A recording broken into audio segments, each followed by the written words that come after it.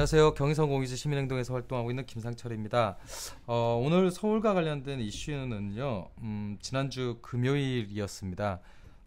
서울시민재정네트워크라고 하는 연대단체에서 2020년 서울시 예산에 대한 질의서를 서울시장과 그다음에 서울시의회 의장에게 각각 제출을 했습니다.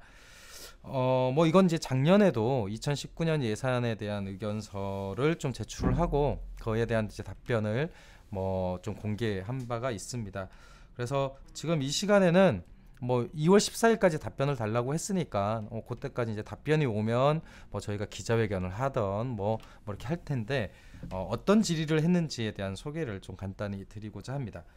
일단 서울시와 관련돼서 가장 핵심적인 그 문제는요.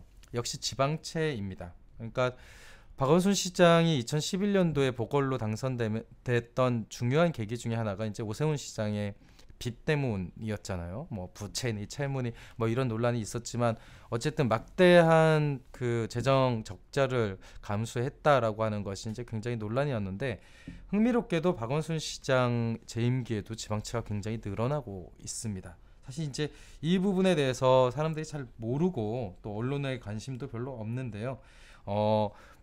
2019년 그리고 2020년에 계속 이제 지방채 발행액이 늘고 있고 특히 작년의 경우에 그러니까 올해 예산의 경우에는 행정안전부가 정하고 있는 지방채 발행 기준을 상회하는 지방채를 발행했습니다.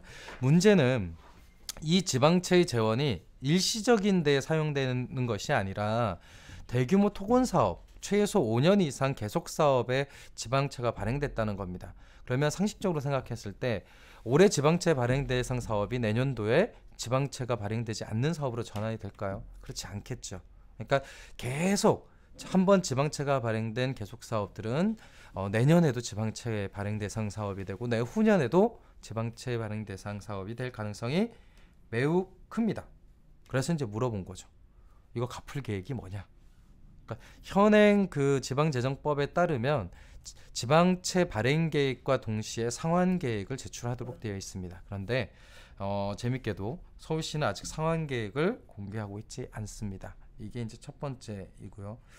두 번째는 그 동부간선 지하화 사업을 하고 있는데 여기에 지금 이제 특정 업체의 특혜 의혹이 불거지고 있습니다.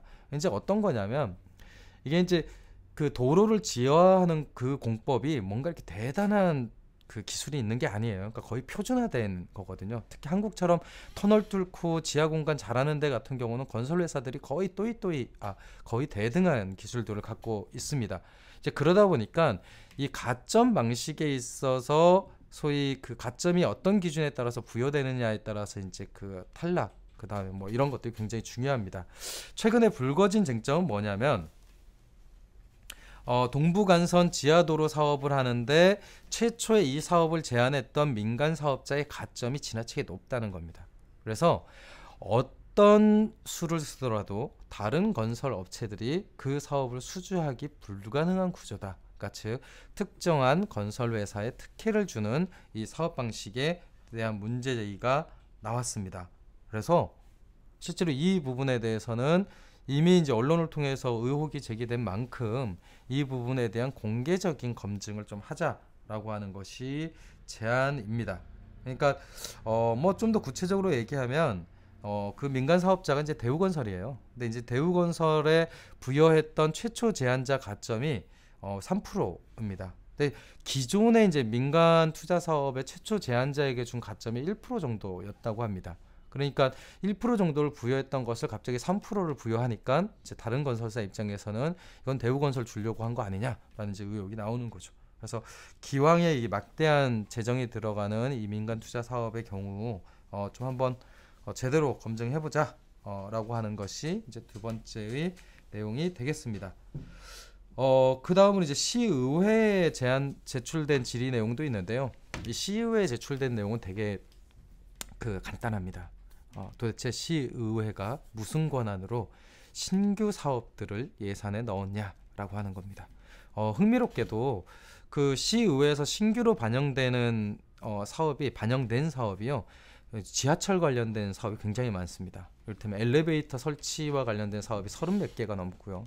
그다음에 지하철에 캐노피 설치하는 것도 20몇 개의 사업입니다. 거기에 조그만한 도시공원 만드는 그 기존에 있는 공원에 뭐 체육시설 이런 거 교체하는 그 사업도 굉장히 많이 늘었습니다. 현행 지방자치법에 따르면 지방의회는요 예산을 줄이는 권한이 있지 예산을 증액할 수 없습니다. 무엇보다 기존 예산안에 없던 신규 사업을 만들 권한이 없습니다. 단 예외는 서울시장이, 그러니까 즉 서울시가 동의하면 신규 사업을 반영할 수 있는 굉장히 제한적인 권한을 두고 있을 뿐입니다. 그런데 저희가 검토해본 바로는 그러니까 올해 2020년 서울시 예산 중에서 시의회가 만든 사업이 한 150건 정도 가까이 되거든요. 도대체 시의회는 무슨 타당성을 바탕으로 해서 이런 사업들을 만들어냈는지 질문을 하지 않을 수 없습니다. 그래서 서울시 의회 의장에게 너네들이 신규로 만든 사업에 대한 주민 설명회, 시민 설명회를 개최해라 라고 하는 걸 요구했고요. 두 번째로는 이게 이제 되게 웃긴 게 예산 심의 과정이 공개가 안 돼요. 그러니까 이제 시의회에서 예산을 삭감하면 무엇을 어떤 근거로 이 예산을 삭감했는지에 대해서 설명이 되어야 하잖아요. 근데 그거에 대한 회의록 자료가 하나도 없습니다. 네. 그러니까 그걸 이제 보통 예산결산특별위원회라고 하는 특별위원회 내에 개수조정소위원회를 만들어서 개수조정소위원회 한 10명 정도 되거든요. 여기서 이제 조정을 해왔는데 올해 경우에는 그러니까 작년이죠. 작년 정례회 경우에는 조정소소위원회까지 만들었습니다. 5명 들어가는. 그러니까 1,000만 서울 시민이 사는 서울시에 그 예산을 심사하는데 5명 정도의 소소위 의원들이 주물락주물락하고 거기에는 듣도 보도 못한 신규 사업들이 엄청나게 들어간 거죠. 근데 이 부분에 대해서 설명되는 내용이 하나도 없습니다. 그러니까 이제 우리가 인정해 줄 수 있는 대의제라고 하는 건 이런 거죠. 너네들이 선출됐으니까 당신들이 선출이 됐으니까 적어도 이 선출된 대표성을 가지고 어떤 권한을 행사하는 것까지는 오케이. 그런데 적어도 그 권한 행사에 대한 사유나 타당성을 설명할 책임은 존재하는 겁니다. 왜냐하면 시민들은 그걸 물어볼 권리가 있기 때문에 그런 거죠. 근데 만약에 이 부분에 대한 설명 책임이 잘 되지 않는다면 이 사람은 독재자인 겁니다. 그러니까 우리는 4년마다 한 번씩 독재자를 뽑는 셈인 거죠. 도저히 이제 그 말이 안 되는 내용이기 때문에 회의록으로도 공개되지 않는 내용들을 실제로 공개할 필요가 있다. 그리고 그것에 대해서 시민들에게 설명할 책임이 있다라고 하는 부분이고요. 뭐 이 부분에 대해서 답변이 없으면 이거는 뭐 좀 공개적으로 좀 문제 제기를 할 생각입니다. 그러니까 당대 회의록을 공개하지 않을 수도 있고 뭐 비공개로 회의할 수도 있는데 그럼 사후적으로라도 설명 책임이 따르는 거 아니냐라는 부분이고 이 부분 가지고는 뭐 감사 청구를 하던 아니면 뭐 공청회 개최를 공식적으로 요구하던 뭐 이런 것들을 한번 해볼 생각입니다. 어쨌든 2월 14일까지 답변을 요구했으니까 그때 또 답이 오면 그거 가지고 한번 애프터 서비스를 해보겠습니다. 감사합니다. 이곳은 공동역에 위치한 경의선 공유지였습니다. 끝.